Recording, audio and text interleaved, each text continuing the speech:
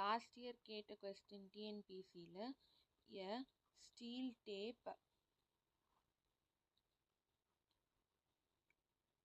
of 30 meter long as a cross section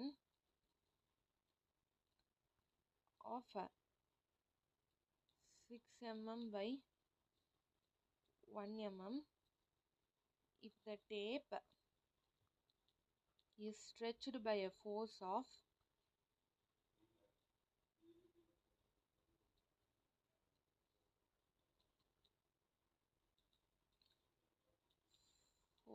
40 Newton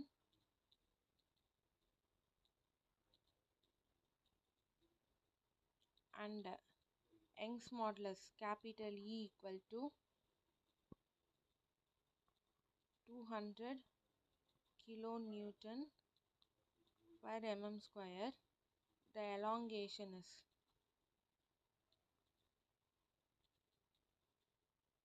எவ்வளோன்னு கேட்டிருக்காங்க. Options பார்த்தீங்கன்னா ஆப்ஷன் ஏ வந்து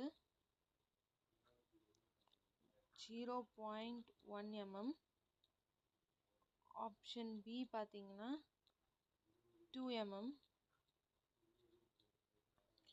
ஆப்ஷன் சி எவ்வளோனா 10 mm,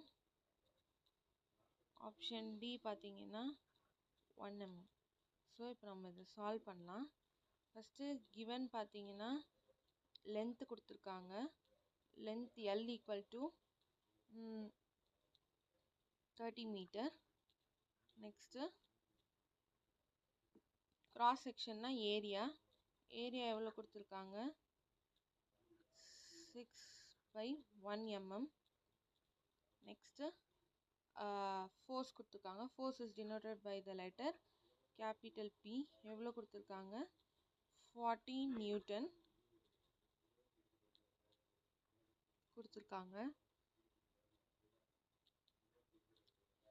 next capital E Young's modulus எவ்வளோ கொடுத்துருக்காங்கன்னா 200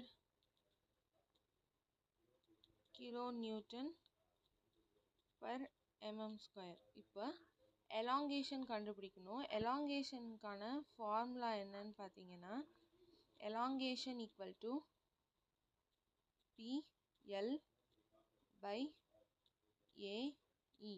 P is load, L is length, A is area, E is Young's modulus. எல்லாமே கொஸ்டினில் கொடுத்துருக்காங்க.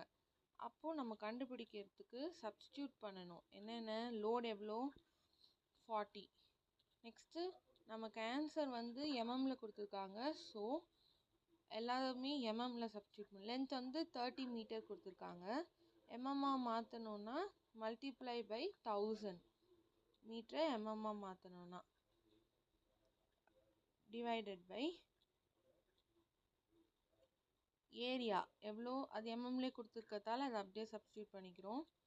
6/1 இன்ட்டு யங்ஸ் மாடுலஸ் எவ்வளோ 200 கிலோன்னா 1000 இல்லைங்களா. So multiply by 1000.